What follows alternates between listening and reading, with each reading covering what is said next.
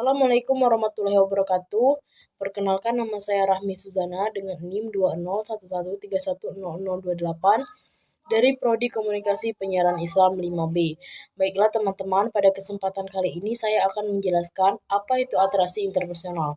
Atraksi interpersonal ini merupakan salah satu materi yang ada di mata kuliah Psikologi Komunikasi. Baiklah, saya akan menjelaskan secara sederhana apa itu atraksi interpersonal. Atraksi interpersonal ini kita mampu meramalkan dari mana pesan akan datang, kepada siapa pesan itu akan disampaikan, dan bagaimana pesan itu akan diterima. Dengan sederhana, ini berarti siapa tertarik kepada siapa dan siapa tidak menyukai siapa. Nah, atraksi interpersonal ini memiliki beberapa faktor. Yang pertama itu faktor personal. Faktor personal ini meliputi kesamaan karakteristik. Nah, kesamaan karakteristik ini saya berikan contoh, misal kita berbicara tentang perkantoran dan cara mengatasi masalah di perkantoran. Sedangkan lawan bicara kita bicara tentang bagaimana keadaan di pasar. Nah, dari judulnya saja kita sudah mengetahui bahwa antara kita dan komunikan tersebut tidak sinkron atau tidak ada kesamaan karakteristik. Begitu juga sebaliknya. Yang kedua yaitu tekanan emosional. Maksudnya di sini saya berikan contoh seorang peneliti yang membagi 2 kelompok mahasiswa untuk dijadikan sebagai eksperimen tekanan listrik. Kelompok pertama diberitahu bahwa tekanan listrik yang akan diberikan tinggi, sehingga 63% kelompok tersebut memerlukan seseorang untuk mendampinginya karena tingkat kecemasan dan ketakutan mereka tinggi. Yang kelompok kedua diberitahukan bahwa tekanan yang akan diberikan itu rendah, sehingga 33% kelompok tersebut tidak membutuhkan seseorang untuk menemani dia. Dalam arti di sini, jika kita dalam keadaan terdesak atau kita dalam keadaan takut ataupun kita dalam keadaan khawatir, kita memerlukan perhatian seseorang. Di sini bisa dilihat bahwa kelompok pertama sangat tinggi persennya untuk memerlukan kasih sayang dari orang lain, sedangkan kelompok 2 hanya 33% saja. Dan yang selanjutnya yaitu harga diri yang rendah. Nah, maksud di sini bukan harga diri seseorang itu rendah, tetapi bisa diartikan sebagai sebagian dari dirinya itu dipandang positif dan dipandang negatif oleh orang-orang. Nah, yang selanjutnya itu isolasi sosial. Isolasi sosial ini bisa diartikan sebagai pengalaman kita atau masa lalu kita yang buruk. Hal tersebut bisa menjadi faktor personal untuk beratraksi interpersonal. Nah, yang kedua itu setelah faktor personal, ada faktor kedua yaitu faktor situasional. Yang pertama itu daya tarik fisik. Nah, ada beberapa peneliti sudah mengungkapkan bahwa daya tarik fisik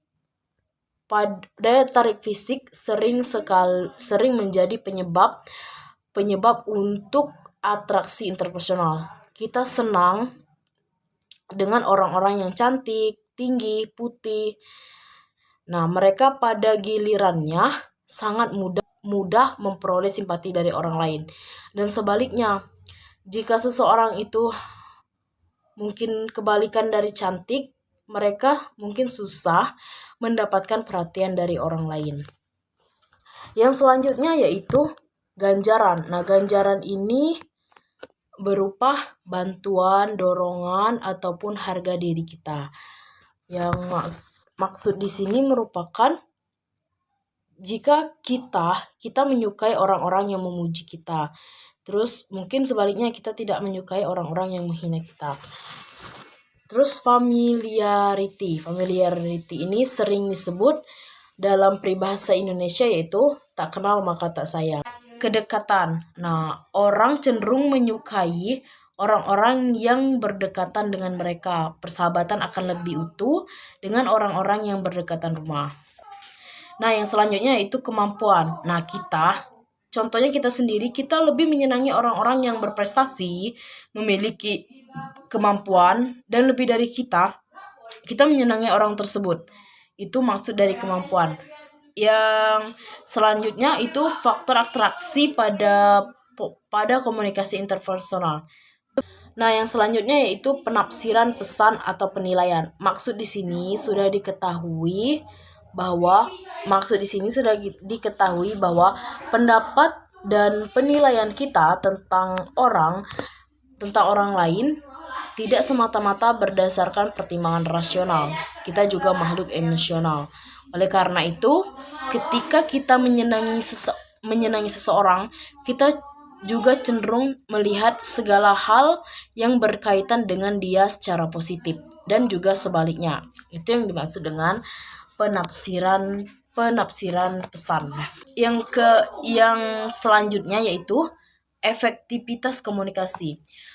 Komunikasi interpersonal dinyatakan efektif. Sebuah komunikasi dinyatakan efektif jika pertemuan antara komunikasi dan komunikan di antaranya bisa dikatakan menyenangkan. Itu bisa timbul menjadi efektif untuk berkomunikasi.